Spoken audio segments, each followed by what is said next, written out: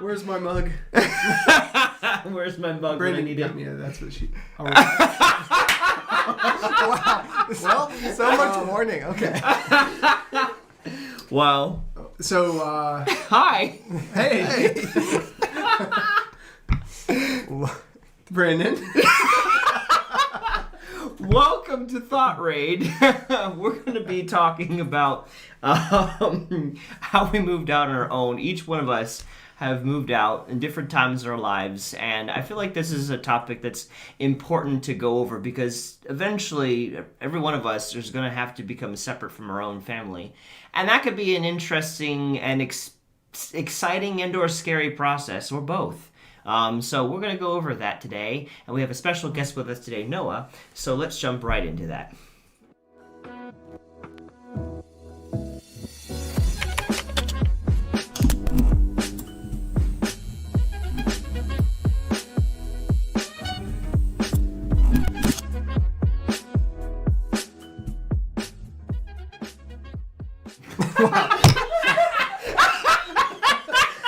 Wow, thanks.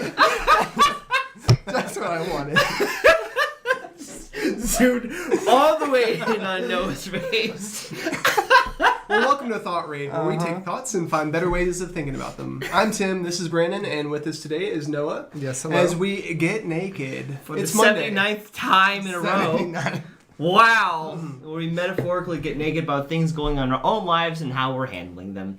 So today, we are going to be talking about our experiences moving out and how that's all gone downhill.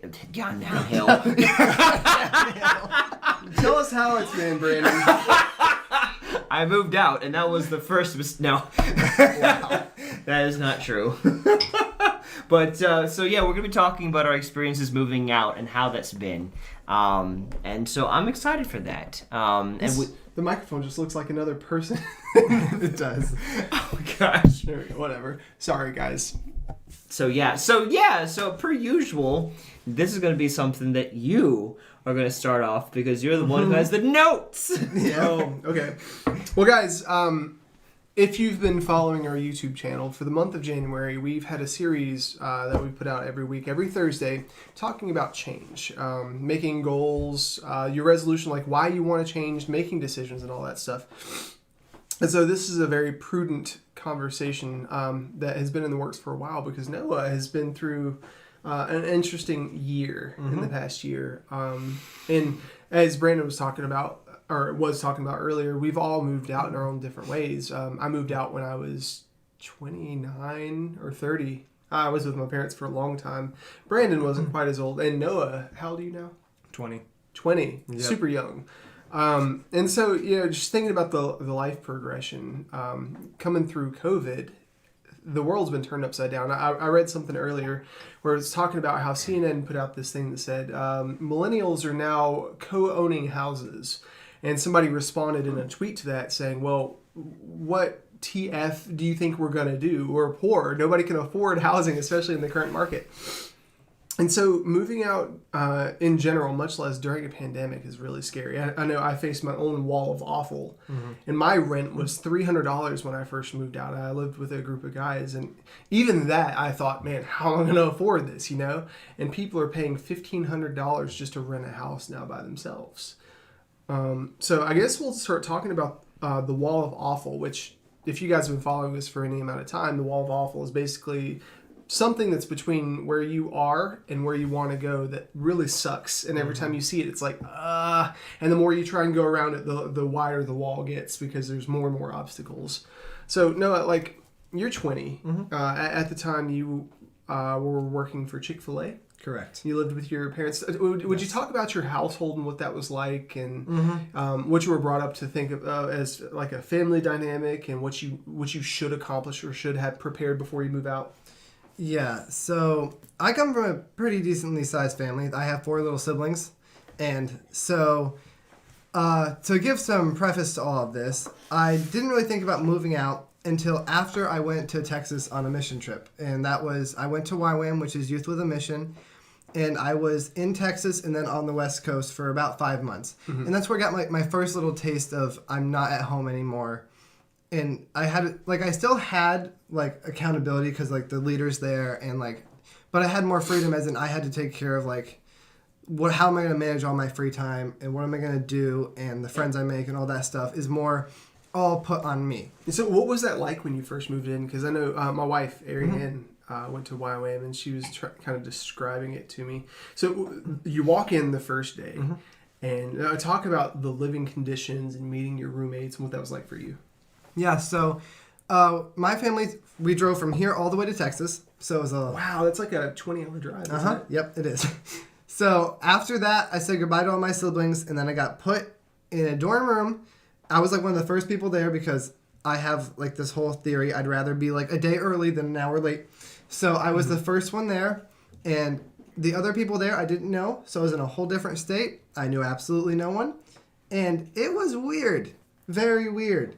So the living space, the way it worked, was there was like a guy's dorm and a girl's dorm. And each dorm had like, 40 beds or something like that total. So I was put in our class's dorm room, and eventually I'd share it with 4 other guys. But like when I first got there and I was just unpacking, it just felt very surreal. Like I was just in this place with absolutely no one I know, and like there were just a bunch of other people walking around. I'm like, oh, this is interesting. Hi, who on earth are you? So now after the first week, I will say it started to get easier. Because, like, once you meet, like, one person, they introduce you to other people, and it starts, like, cascading.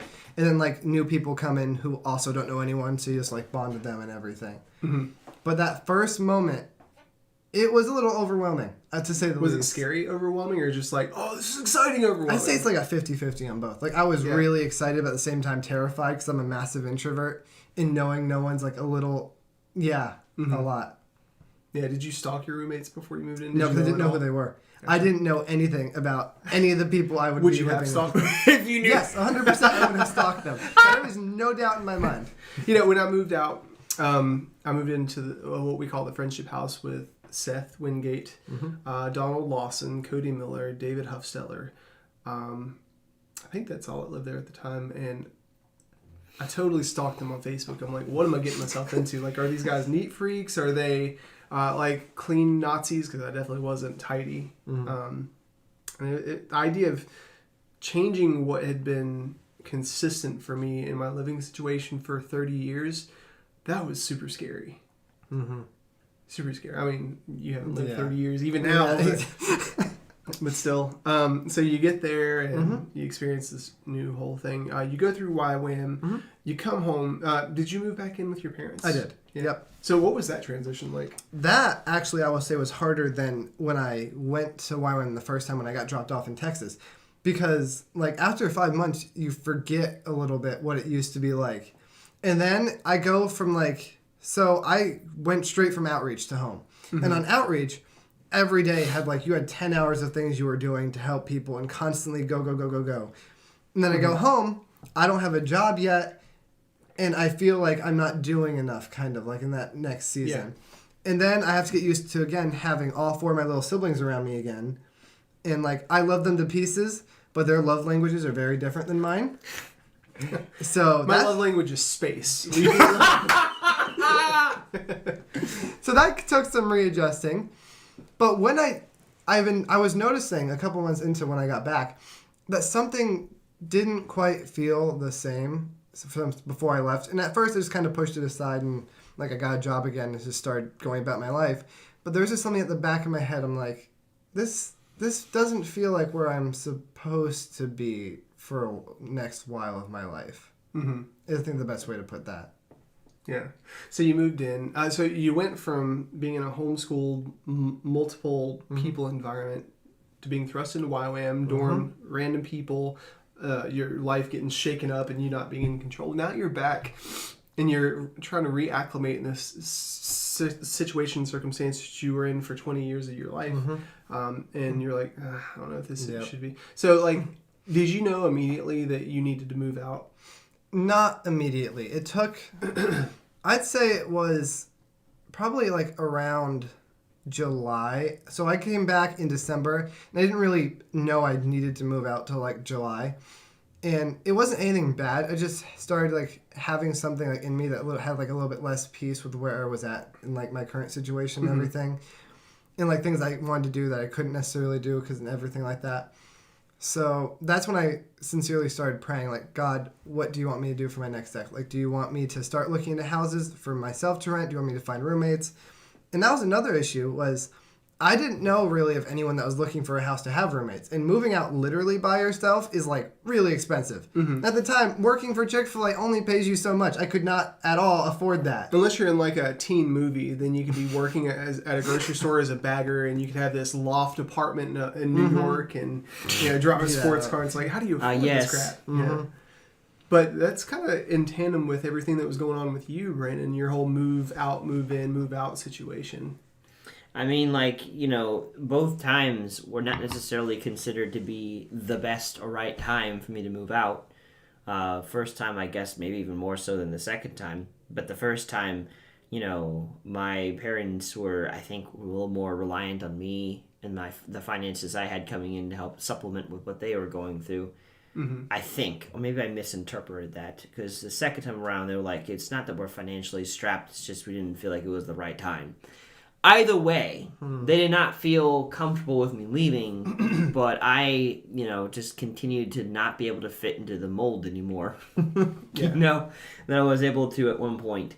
So like, as I got to my 25th year when I moved out, I would just be in arguments with my parents or stuff, and I felt like they weren't hearing me, and I feel like, honestly, maybe that was the Lord, because I feel like if they did hear me and they did understand, I would be too comfortable and I would have stayed. Because now, since I moved out and then moved back in, the second time around was better than the first, and we got through a lot of communication issues that we had previously. And it was a lot better, and it continues to get better between me and my parents.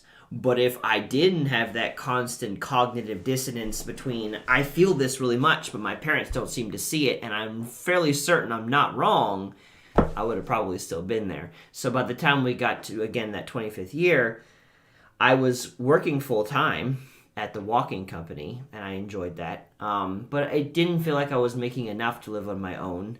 I didn't know how I would make ends meet at that point. But I agreed to go look at apartments with Dan and Matt, expecting full-time when I was going out to look at those places that I was going to turn them down in the end, because I had previous conversation with my parents the day before that was like, it's not the right time, you should move out, you need to stay. So it's like, that clearly must be from God, not just my parents. So I went with them, we looked at one apartment, and then we looked at another apartment immediately thereafter, and I was prepared. I was like, this is great. I want to put on the illusion that I'm going through with this and then just break it to them kindly.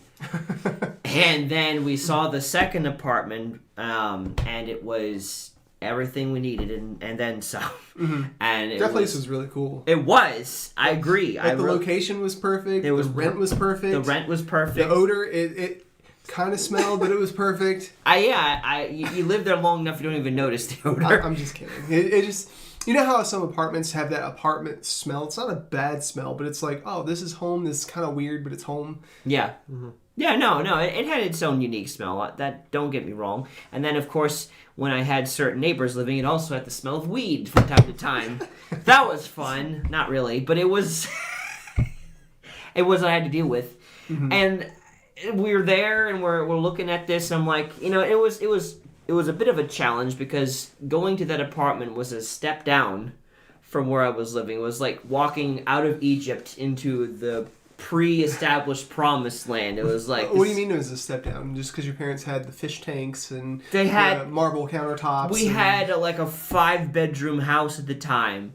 2 stories. I had an entire loft, a gigantic bedroom to myself. Actually, you could fit a queen bed in there and then some furniture. Nice place. Lots of natural light coming in. Good internet. The whole 9 yards. If you guys know Brandon, he's one of those people, he likes his comforts. He's a creature of comfort. He's a beast of comfort. A beast of Not comfort. Just a creature. Comfort beast. I like predictable things, I guess. I don't know. Either way, I had to step down from that to a place that looked like, much older, Mm-hmm. you know, pinkish carpet, you know, weird accordion drawer, like, you know, like closet spaces, and it was just older. It's one of those things where you look at the walls and it's like, I'm pretty sure this has been painted like 10 times. Yeah, like many times over. Yes, you know, that I had to step down from that, but it was freedom, and you know the cost, like the freedom. When you get that, it may not look as pretty, but it is a whole lot better than just living under, you know, not being able to make your own decisions, figure out life on your own. Yeah. So after a while, when I got to the end of that time, like I miss it now, but in the beginning, I was like, what am I getting myself into? And my dad, when we looked at the apartment and everything, and and he's coming, he's inspecting, he was like, you know, there's never a perfect time for anything, and I'm like. That's Yes. such good advice. It really is. It really is. Because I think a lot of people do wait. I certainly waited for the perfect time to do things when the perfect time was waiting for me to make the first step. And everything was falling into place anyway, so we just knew that this was, you know, the right thing to do. Did you feel the same way, Noah? The whole, like, thinking by me moving out, obviously you started a point that's behind where your parents were. Did you have that feeling like you were downgrading? I mean, not necessarily, because I lived in a house with four little siblings. It wasn't downgrading; it's like equal. Because I just went from living in a house with a bunch of people to living in a house with a bunch of people, and it just felt like kind of around the same thing. Like our houses are kind of similar, the same size. I have about the same size bedroom, so it felt very similar. Yeah. Well, that's nice, but for me, it was a downgrade for sure. I went from a recently built house in 2012 to an apartment that was probably made in the 50s or 60s. It was just like, what just happened? Yeah. It was definitely an upgrade for me because we lived in a double-wide trailer out in Davie County that just had not been taken care of because we lived in a household that was kind of codependent, and we also like made excuses for ourselves, and like my insecurities would play on their insecurities, and it was just like we just didn't take care of the place. And so moving into the friendship house, even though it was kind of older and dirty, sorry Seth, it was 4 guys, sometimes 5, sometimes 6 guys living together. It's like we had chores, but did we do them? Not really. And if we did them, we didn't do them well. But still, you know, the idea that I would live in a house where the walls weren't that thin, or where like we had an HVAC system that actually worked, or a sink and a dishwasher, that was a definite upgrade for me, even though all this stuff was from the 80s. You know, like I still remember the oven in the friendship house. It's like you had to pull it down. It's like you had to pull with all your might, and it was kind of like rusty. And then like you look at the dial, and you couldn't tell if it was like dirty from nicotine or if it was like stylized to be like a brown yellow. You really couldn't tell, you know. But for me, it was like, wow, this is the first time I've lived in a place like this, and it was really. Bless you. Excuse me. Okay. For me, I really enjoyed it. But still, you know, getting over that hump, that wall of awful for me was tough. Because the idea of, just as a for instance, and Brandon can attest to this too, whenever I do a project, once I'm already doing it, I do more than I should a lot of times. I spend more time on it than I should. And I have a difficult time stopping once I get started. But getting started is one of the most difficult things for me. And so making the decision to move out for me was really tough. It was really scary, especially financially. And I'd been working a job for 8 or 9 years, so it's not like I didn't have job security. I just didn't know how to handle my money. And the idea that, now I need to learn to handle my money and I won't have as many freedoms, that really sucked. That was a brick in my wall of awful. And then the idea that, what if this doesn't work out and I don't mesh with my roommates? That was another brick in my wall of awful. So for me, getting over that was a unique experience. And guys, just so that you're tracking with us, all 3 of us are Christians, and all 3 of us, our whole moving out process, or in some cases our re-moving out process, was God inspired. So no, I kind of want to get back on your story, because your story aligns and just, you know, meanders in tandem with Brandon's story. So you are looking for a place, and you didn't know of anybody that was looking for roommates and stuff. So talk about how that developed. Yeah, so I knew Brandon was thinking about like eventually moving out of his parents' house, and I was like, maybe when that happens, I could see if I could just like move out whenever he does and like share something together. And I kind of just was having that in the back of my mind. And then there's this one day, I was having a meeting with him and Eric. And we just went out to go get, like, breakfast food at, like, what was it, 1 p.m. or something like that. And we were just having a meeting. And then that topic got brought up. And then Eric and... How did it come up? Somebody How say did something? it come up? We were at breakfast time? Mm-hmm. And we had gotten together because we were coming over budgeting ideas or like ways, like goals. We're trying to come up with financial goals for ThoughtRaid. And it probably was brought up because the fact that was just a continuous focus of the time. Because I was still looking to move out, and so I'm sure I probably brought it up or something. Yeah. I don't know, but I don't remember the specifics. I just know that where we were and what we were previously working towards. Yeah, so eventually that got brought up, and then they're like, because at that time, Eric, his brother David, and Brandon were like looking at houses, like 3-bedroom ones. And you guys have been looking at that for a while, right? Right. Yeah. Yeah. That process began at we began searching in like March of last year, and we began talking about it probably the end of 2020. And you guys had this conversation when? September? Something like September or October. Okay, so it came up in conversation. Yep. Yeah. And they were like, that's a cool idea. And like Eric's like, he'll talk to David and see if like maybe we can get like a 4-bedroom house, and that way it'd be even cheaper for everyone. And so he did, and then eventually I met Eric's brother David, and we just hung out and talked, and we all came to the consensus that we would look for a 4-bedroom house together, which was awesome.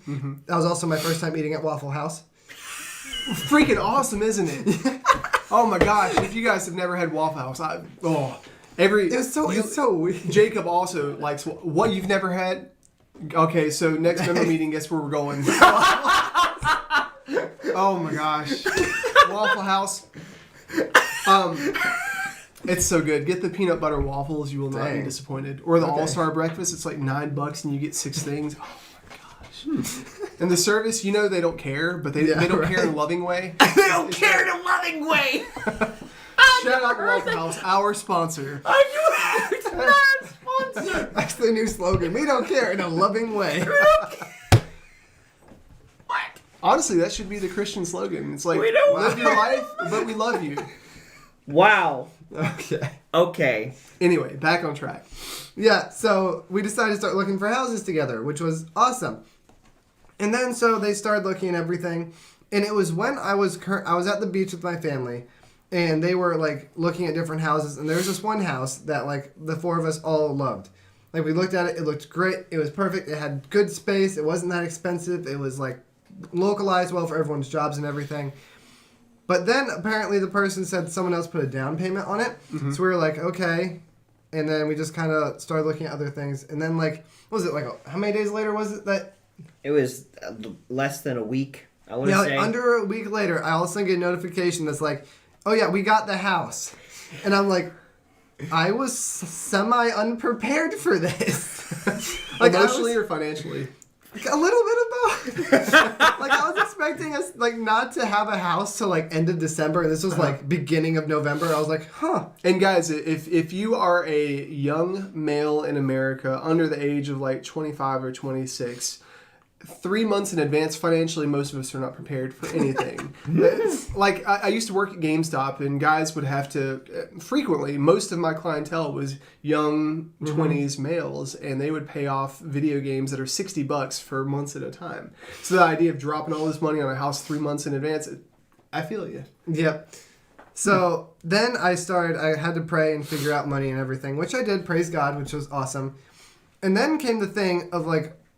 So I think he gave us like 2 weeks to move in. Yeah, so because of the growing market of Winston-Salem, people just snapping up houses in North Carolina right now, he would not allow us to wait until December to get the house.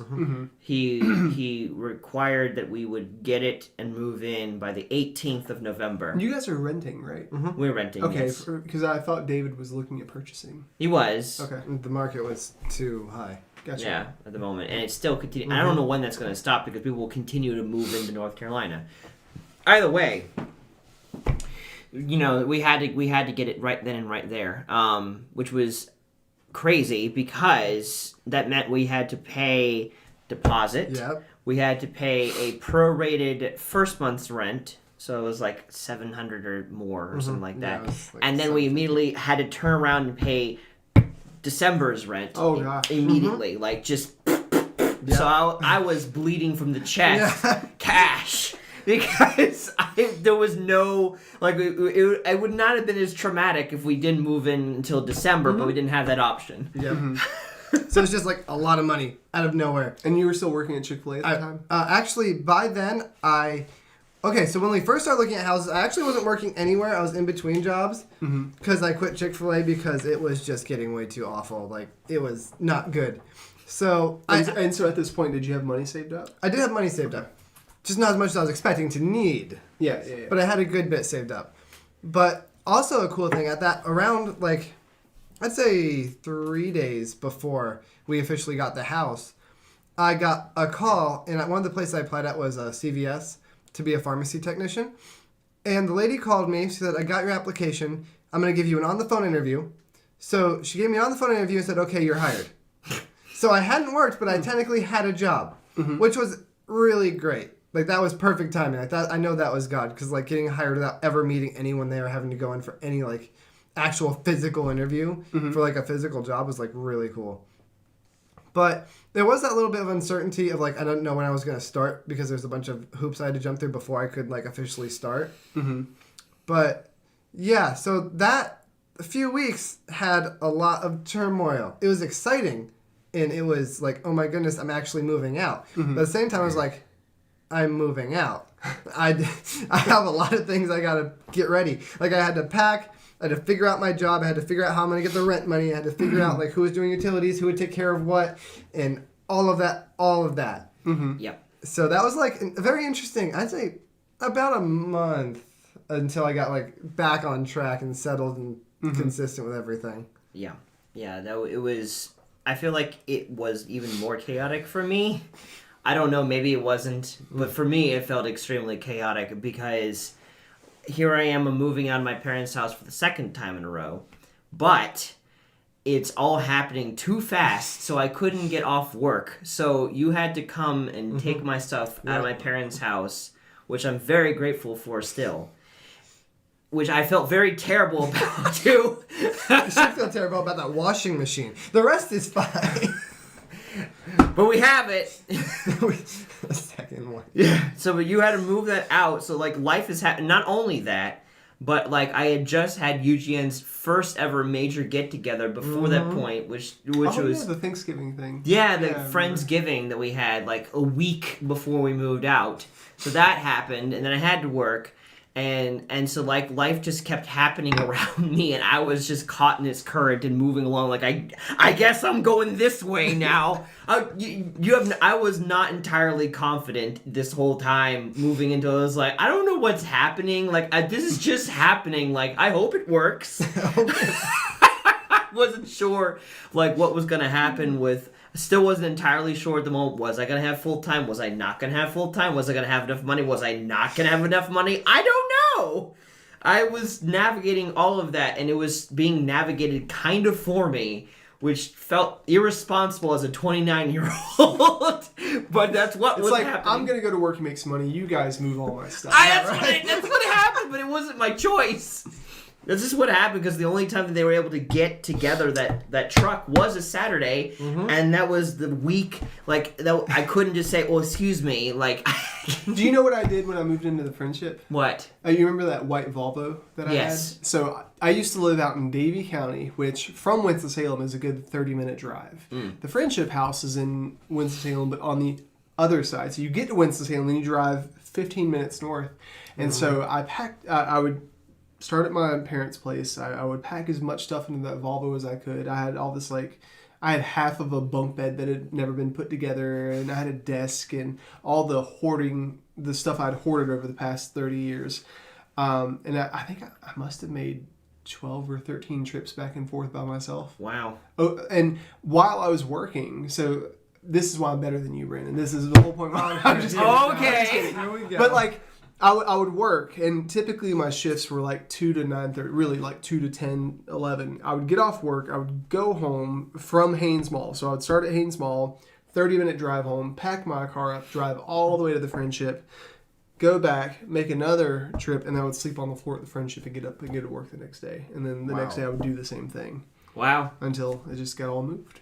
Wow. Dang. Yeah, no.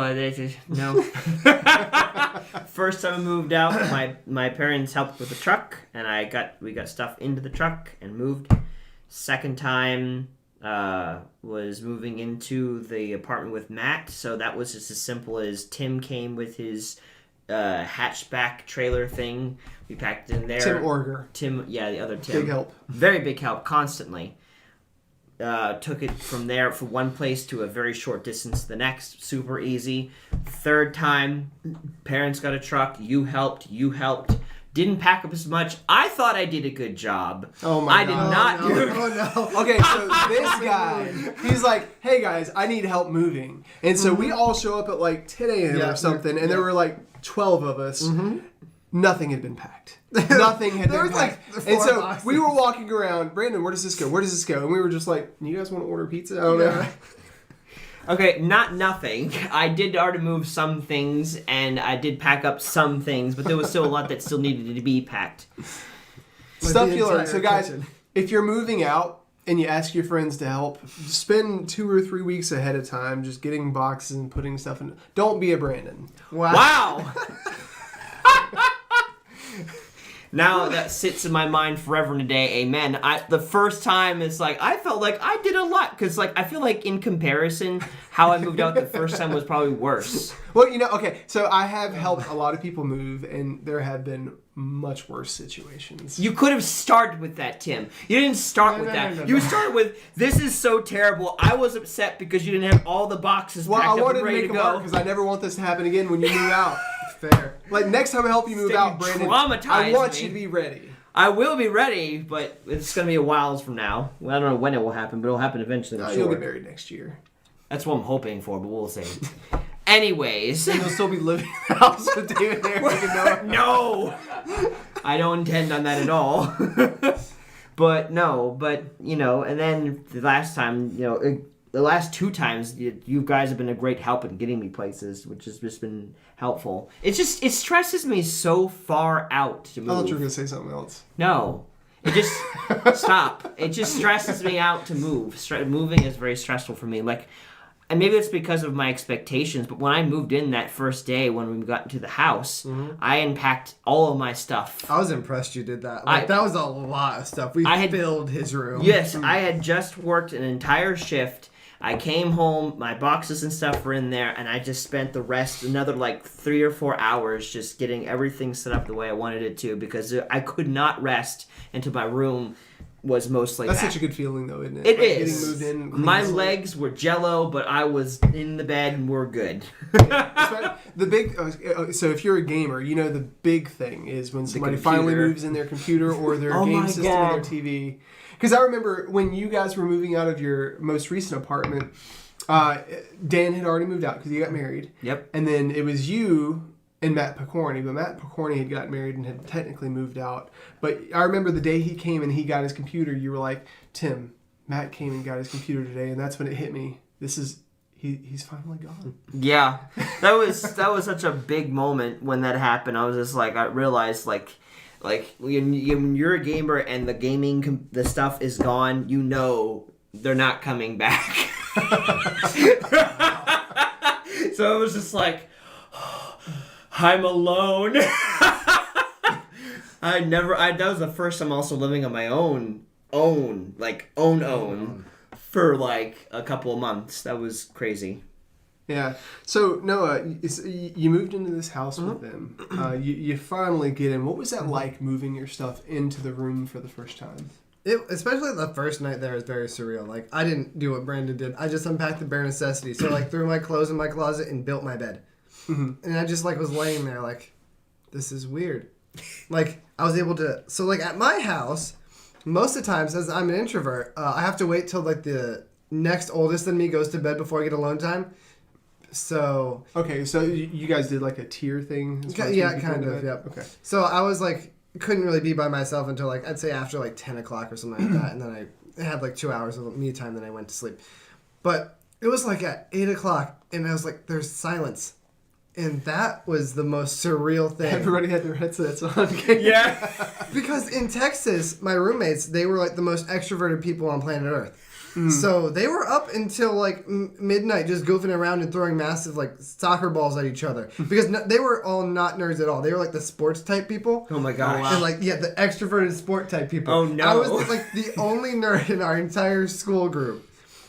So then I had never had just like that quiet. And it was weird. Like very strange. Like I felt like there should be something I'm missing. But like the more that happened, the more I got used to it. Now I love it. Like I can just go home from work and just, if I want to, just do nothing and just like rest. So great. Without any like noise or like Yeah. anything else. But yeah, that first, I'd say week was very different. Like getting up and then walking downstairs and like no one being there. So like, either people left for work or they were still sleeping or whatever.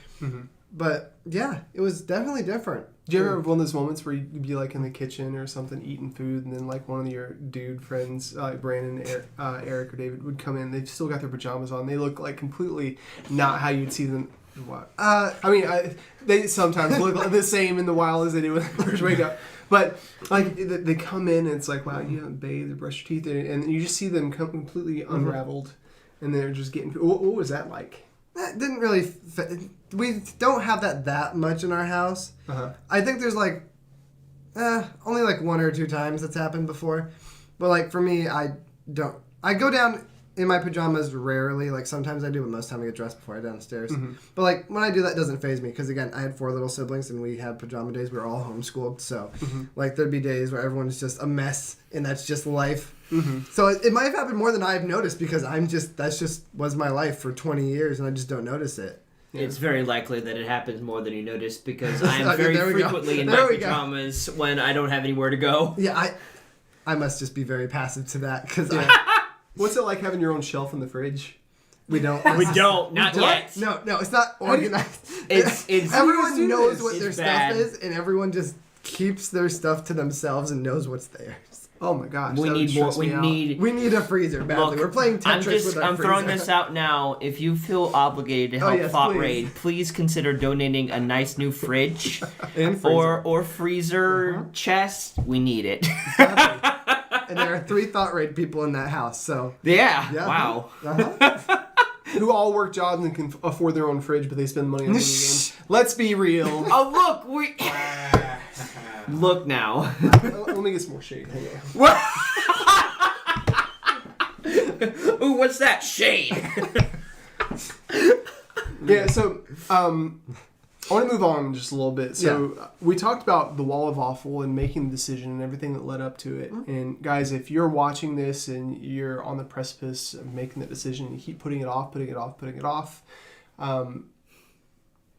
I don't know where I'm going with that. I'm just okay. So that I hope this talk has helped you in some way. But like, and then we talked about making the decision, what that was like, going through that process, and it being God led, and identifying. Okay, well, I think I should, especially you, Brandon. I think I should go this direction. God, what do you think? And then God opens the door. And that happened for you as well as these conversations. And that happened for me too. Like all 3 of us, like our process of moving out. It's like us asking and then boom, doors are opening. But on the other side of it, your whole world has changed. Your work-life balance, your relationships.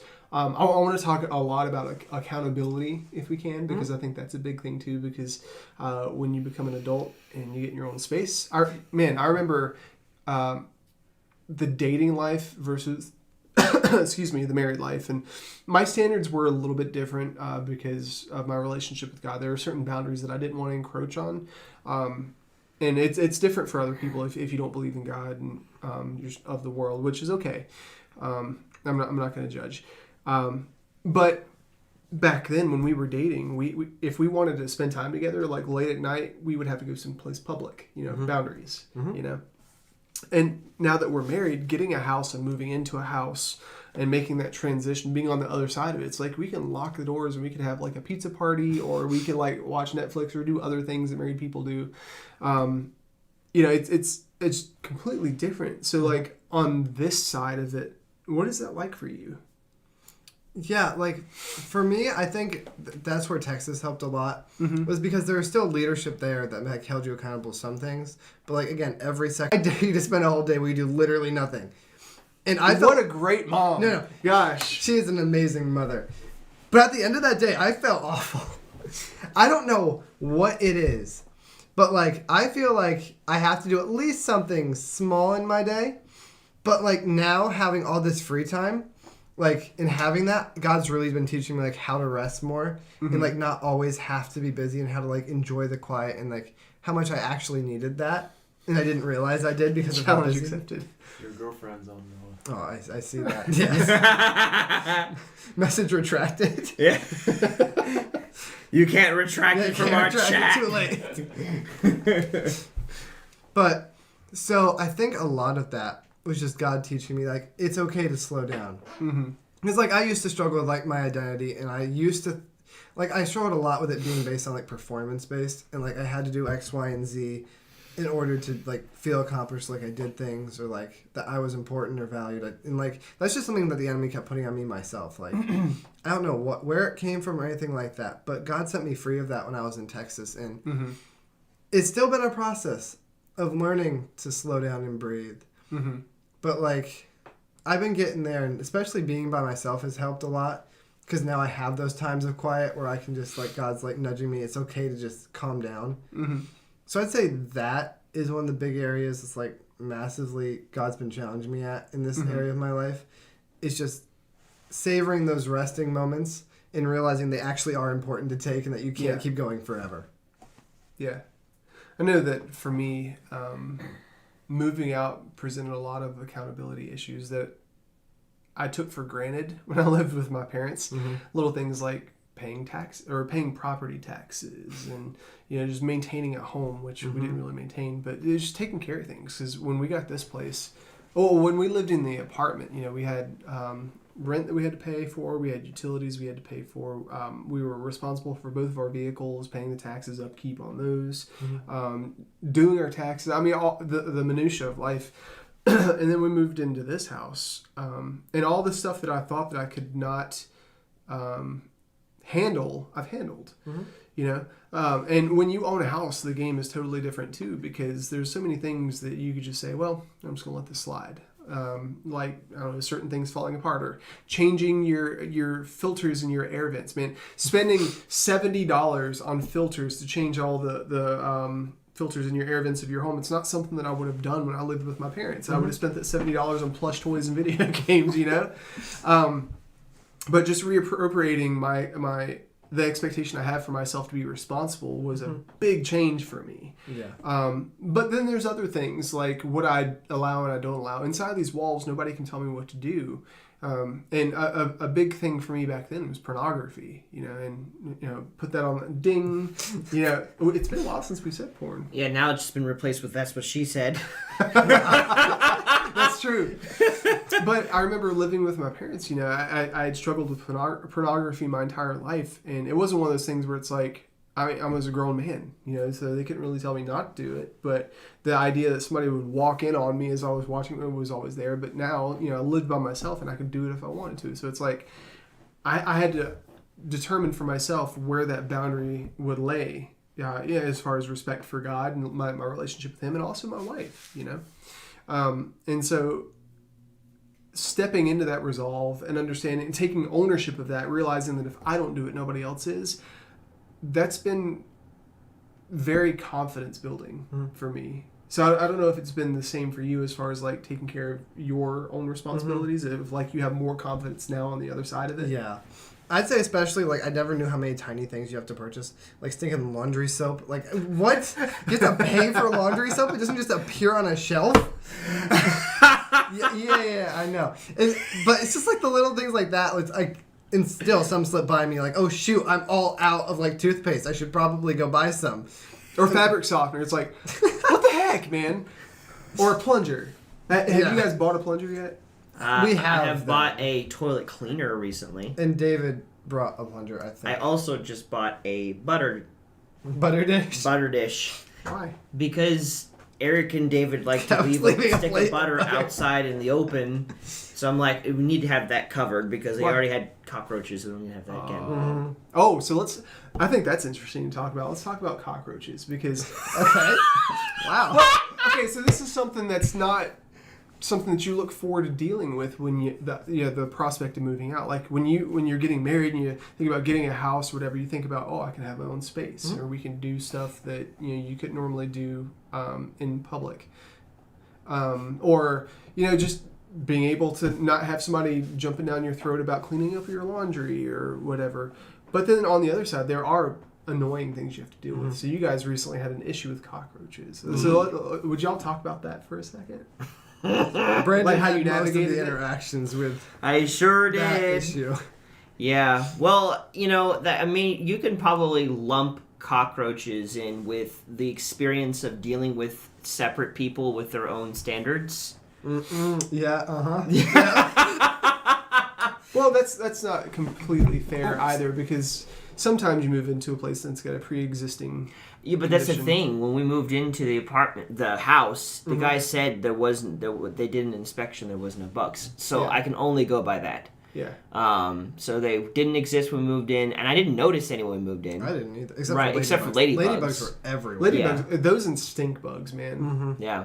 So like that I saw, but I never saw a single cockroach until suddenly we found one inside the clock of The oven. our stove. Oh no. Yes. And that definitely didn't happen at your parents' house. No, I don't think so. My parents are very clean generally. Like they're not the cleanliest, but they're not slobs. Of So any what was shape that or like form. for you, Brandon? Because y'all didn't have cockroaches at the. I've never had to deal with cockroaches in my house ever. Yeah. In my whole almost 30 years of life. What went through your head? Talk to me about your emotional space.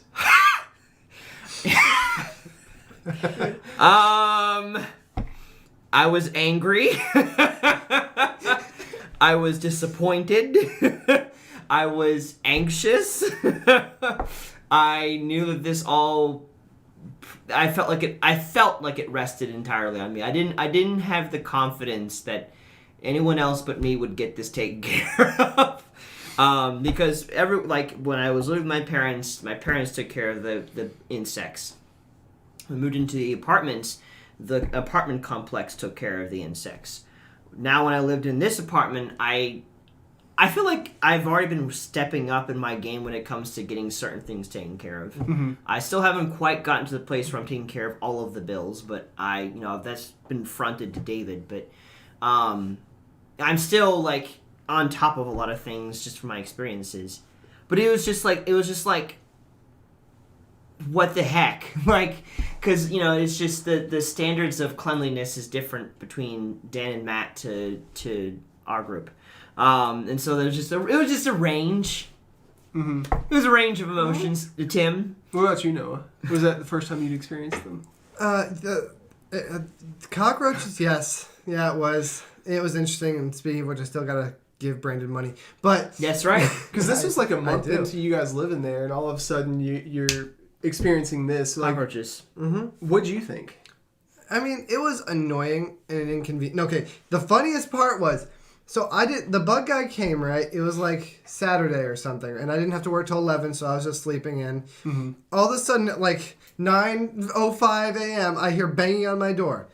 And apparently, no one knew or told me that the bug guy would have to, fumigate our downstairs, and I couldn't be home. So he's like, oh, hello, you got like 5 minutes to leave. And I was like, Oh no! okay then. So I threw on my work clothes and just sat in my car for 2 hours. Are you serious? Yes. Because he didn't know. Everyone else had gone to work or whatever. I was the only one there. This random dude says, like, you gotta go. I'm fumigating your house. The cat will be fine, but you gotta leave. I'm like, all right. I'll be out in about 5 minutes.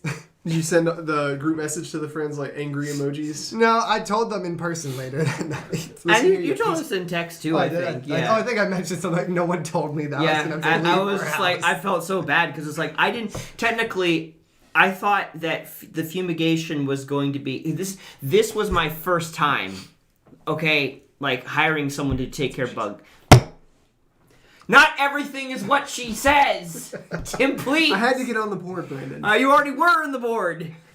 You're on the board. Score 1 million for Tim. 1 million. Anyways, this is the first time that I've ever actually hired someone to do stuff for bugs. So I didn't know entirely what to expect. I had been in a conversation with before. I knew that fumigation was a possibility. I did not realize that it was what he intended to do from the start. Day one. Right. So I didn't let anyone know because I thought this could be, if it was bad enough, something he had to do. So when you were talking to the guy, like, there's two types of people, guys. You have, when you go into a situation, especially like you're getting your car worked on, you've never had your car worked on before, change it. Are you one of those people where you just like, oh yeah, I know what you're talking about. Yeah, fumigation. Oh yeah, master cylinder. Absolutely. Let's just go ahead and replace the engine. Yeah, let's do that. Or are you one of those people that's like, I'm actually not sure. Let me ask my parents. And so, do you fake it? I don't fake it. No, I totally fake it. I don't. I don't fake it at all. I don't. I get information from. I got information from my parents and stuff, but like. And I don't know if I did it this time for this guy because most of the conversation I had with him was decently clear. Decently Clear. That's the southern coming out of me from all the years living here. But it was decently clear. I didn't think to ask. Were you or were you not going to do that this time? So that was surprise. It was just funny that I was the only one there. Then this random dude I've never seen before in my life is like opening my doors like, yeah, you gotta go. And I was like, all right. And yeah, that was fun. Thank you for complying and not making it any worse than it was. It's so hilarious. Yeah. But no, I mean, like, I signed up for this. I honestly signed up for this to move in with David and Eric intentionally. Because my parents have been like, Brandon, you should move out on your own and live on your own. It's just so much better on your own. I'm like, I get that, but I'm an only child. And I'm used to living relatively on my own. And if I'm going to one day have a family with kids, I'm not going to have that opportunity. I need to understand. Wow. So, like, really, like, honestly, there's a lot of great things about David and Eric. But when it comes to cleanliness, I feel like they're preparation for my kids. Because that's the level of cleanliness that they have in the kitchen. Brent, maybe we should back the bus up. Hold on. And they know it, and we've had conversations about it. So it's not like they don't know. So it's not like, and I'm spilling this, and no, it's they know, and I'm learning how also to communicate and not get passive aggressive about it because that's such the temptation that I feel. But I know I can't do that. I just think it's so interesting that these things are coming up, and you never experienced them or had to navigate them with your parents in the household. Nope, I didn't. There was a lot of things I did do, and there was a lot of things I didn't do until I moved out. Like, I didn't do my own laundry until I moved out. I learned that very quickly. What? I didn't do my own laundry until I moved out. No. They took care of... Mind you, there are two other people in this room that are about 20 years old, and we got 3 resounding whats when he said that. Exactly. Okay, look. Here's the problem. Does the door on your room in your parents' house just say privileged? It might as well. Privileged lives here. It might as well in comparison to a lot of people. But you have to understand, not only am I an only child, but my father's, and somewhat degree my mother's, love language is acts of service, which mine is not. And it's because you have a loving mother. So they some of us don't even have mothers anymore. Wow. Stop. I love you, Mom. I'm sorry. Yeah. But no, that's their love language, so they would regularly do things for me because they wanted to. So, like, and what that produced is a heavy reliance on them from me. And that it's not there anymore because now I've lived on my own, but there for a while, there was a lot of things that, they did for me and I didn't think anything about. Yeah. So no, on your side, when it comes to like boundaries with yourself, or boundaries with your parents, like your family now, because I'm sure you see them sometimes. Yeah. What is all that like? So like the first month, I saw them a couple of times a week or whatever, like just to go over, find random stuff I had left over, and just hang out with them. Now I'm at this point, I see them about once a week, once every other week. It is different and strange, like not seeing them as much. But at the same time, I also feel like it's necessary, like because I am an adult now, and is weird to say. Like I'm 20 years old, I'm an adult, and so it's tricky finding boundaries, and we're still like in the middle of figuring out like what they're supposed to be, especially with my parents and everything. Like, where's the line of what they have input to versus what I'm figuring out because I am in my own adult. Mm-hmm. And that can be challenging sometimes. There's some times that we disagree on what those are and everything. But we are getting somewhere with it, and that's good. Mm-hmm. And I know it's definitely healthy and the next step we need to take. And for myself, I typically, since I'm the oldest of like everyone, I have always been decently good at managing myself. But again, to the point of like, I overdid things. Mm-hmm. And I'm very much a burden bearer, so I try to like take on other people's things when it's not supposed to, and then I get frustrated because I get burnt out for doing things I wasn't even supposed to do with in the first place. Ooh, it's called people pleasing, ladies and gentlemen. Which I didn't think it was. I just thought I needed to fix everyone's problems to be a good human, but that's not good for me, and that just makes me stressed out, which makes me a bad human to other people, which causes them not to be good. So I am learning not to fix everything to do with the house and just like what part is mine, what part is not mine, like where are the limits. And I'm getting there. I think I'm starting to have a good boundary. Like I take care of like the upstairs bathroom and like sweeping the stairs and the upstairs and everything and cleaning things up. Boundaries. One of the best books you can Well, here ever comes our read when it advertisement. comes to stuff like this, guys. Brought to you by Dr. Henry Cloud and Dr. John Townsend. I wonder if we'll ever have him on as a guest. That'd be Maybe. maybe someday in the future we can have him on as a guest. That'd be great. Yeah. What about with you and Lauren, if we can go there? Yeah. I want to protect y'all's Mm-hmm. intimacy. I don't want to encroach on that. But as far as like boundaries now that you're grown-ass in your own place and you have that opportunity, like if you guys wanted to, that could be explored. How are you navigating that? So the way we have it is when we first started dating, we prayed a lot and we sent like an email to both of our mothers of what we agreed upon and like where our boundary was, like this is okay, and but if you cross this line, we're not going there yet. That's not then. And like anytime we've even tweaked it a little bit, we've always fasted and prayed beforehand, and like spend that time making sure if this boundary is okay to step over. And so like there's a lot of that, like we don't really do any super hanging out, not in like public spaces. We never hang out with like Super hangout? I like that. super hang out. Super hangout. But like without other people, at least in the same building as you and with an open door and everything else like that. So you have that accountability there. And like we love going on walks and like going out to different places, having coffee and just hanging out. But like that's our main accountability is we just always have that email and we both hold each other accountable to what we agreed upon. And we have both of our mothers. Like my mother randomly asked me after I hang out with her, like, did you follow what you've agreed to and prayed about? And she's like very supportive, like if you feel like you can change it, go ahead and pray about it and I'll just hold to those boundaries. But these are what you set, these are what you're gonna stick to, and I'm just here to make sure that you are following those. Good for your word. Yeah. Mm-hmm. That's awesome. Shout out to Miss Seguin. Seguin. Seguin? I always mispronounce your last name, sorry. Yeah, everyone does. Seguin. People at work, this one person at work just called me Penguin. Penguin? Penguin. Yeah, they gave up on trying to pronounce my name right. She was just like, I'm just gonna call you Penguin and that's about it. Wow. So, talk about the wall of awful, your decision and everything after the fact. Are you glad you moved out? I am. Yes. Because as an introvert, I never knew how much I needed that. Yeah. I feel like my entire life, I never had that chance to just like take like a couple hours, like in the middle of the day. I've never been able to take like a 1 p.m. and 5 p.m. with like nothing happening, no one talking to me. But now that I have that, it's nice. Yeah. And it's like I have more room to just breathe and figure things out. And I do miss, especially like my siblings, like there are some days like I'm completely bored. Because anytime I was bored, I wouldn't be bored there. In fact, I'd be the opposite of bored. I'd have too many things they all want me to do with them. Because I love them Overstimulated. I love them to pieces, but they all have different love languages and they all need to be loved. And that's a lot. Yeah, good thing they have Jesus. Exactly. So if you're watching this and you're in that transition period where you need to move out or you feel like you want to and you're struggling and you just keep putting it off, or maybe you're like me and you're 30 years old still living with your parents, what kind of advice would you want to give them right now? I would say, first of all, if you're feeling like it's coming up time to move out, always first pray about it. Because that is a massive deal. And basically, once you take it, it'd be really hard to go back. And it's a massive step. And once you get the ball rolling, it just keeps going faster. So once you push it, just be sure that's the next direction you want to go into.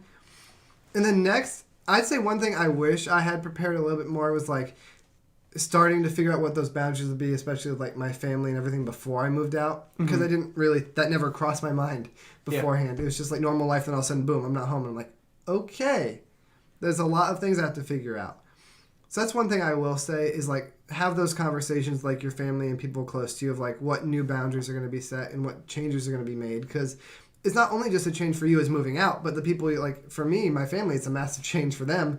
Like I was there for years and now I'm just not, and like especially for my like now 7-year-old brother, him and I were like super close our entire lives, and now like I'm gone. It took him a while to get used to that.